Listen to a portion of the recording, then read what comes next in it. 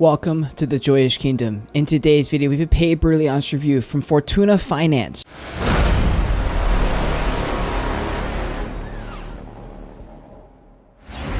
This is a very different style of project, including DeFi, tokenomics, and APY. The reason I think this project is a little bit unique is because you can choose your preferred APY depending on your risk tolerance. So if you're excited to get into it, smash like in this video, subscribe to the channel, join the kingdom. I appreciate you guys always supporting me. If you're already following me on Twitter, if you're not, my Discord down below in the description. You are only hurting yourself, fam. As you know, the goal of this channel is to instill the knowledge and confidence it's going to take to navigate this metaverse on your own one day. So if that sounds good to you, let's get into the video.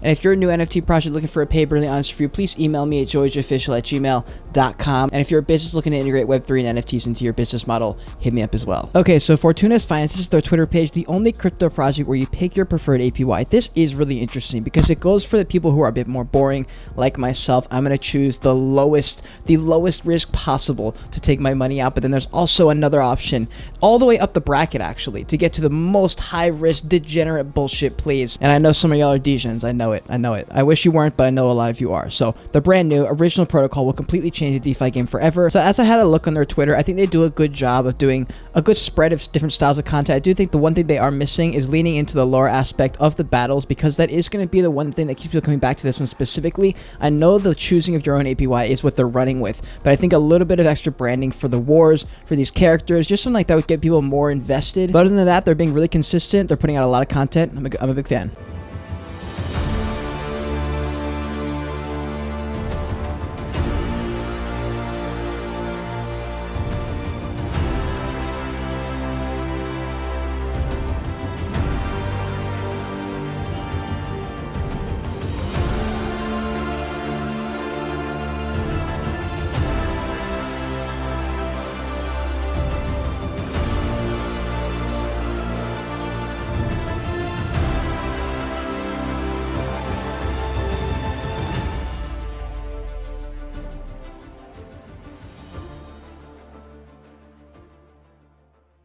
So I like that video I saw. It was a great video. I think you could stitch that up and put it onto a bunch of different platforms.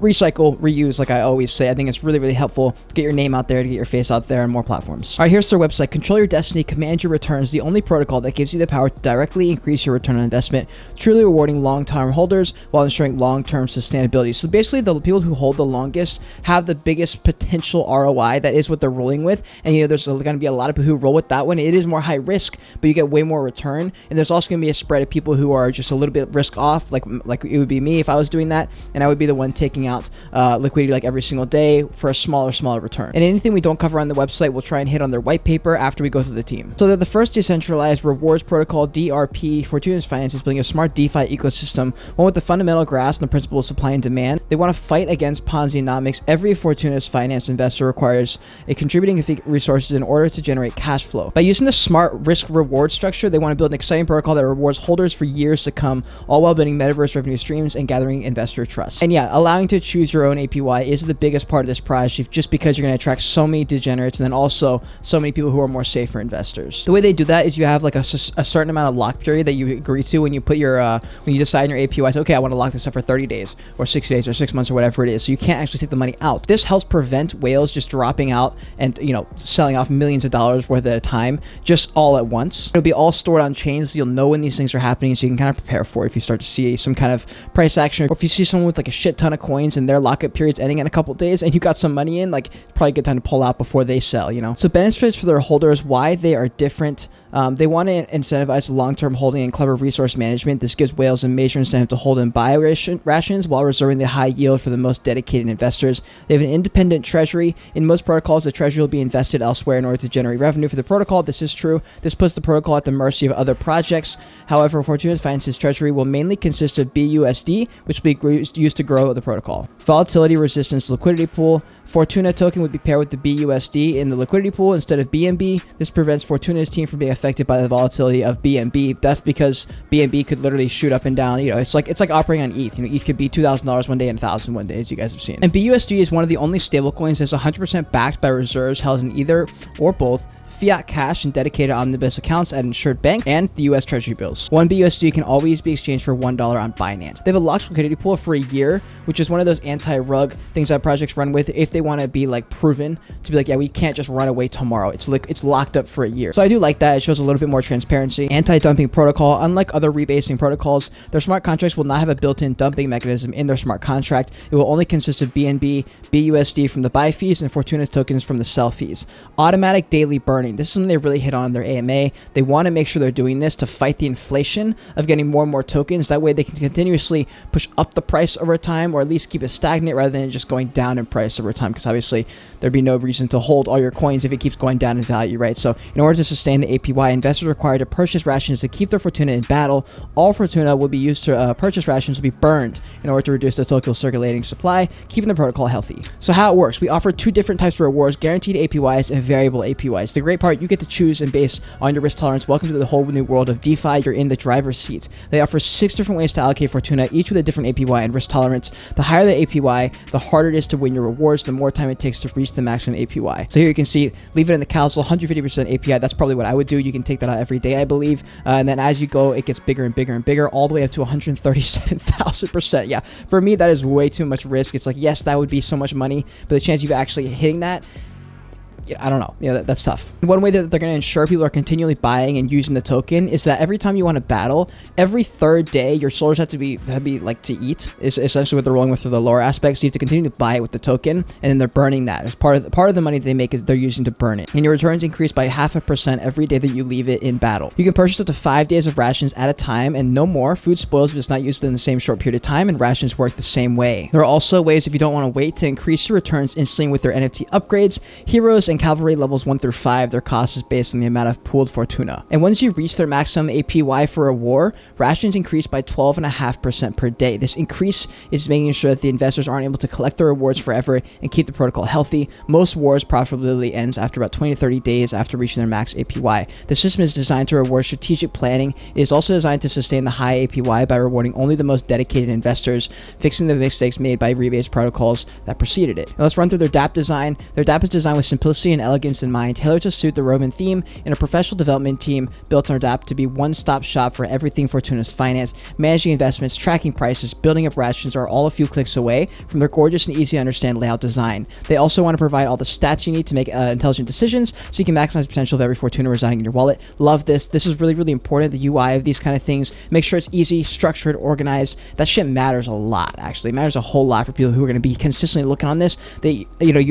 As many obstacles and as much friction as you can take away, the better, because it's going to keep people from coming if they have to just continually do bullshit. You know what I mean? Like for me, I have a lot of NFTs that require like daily or weekly check-ins, but they're all my ledger, which means I have to connect my ledger every single time, and it's just so annoying to do it. And so that's a lot of friction. It makes me not usually do it most of the time. So the more you can do to make it easier on your supporters, the better.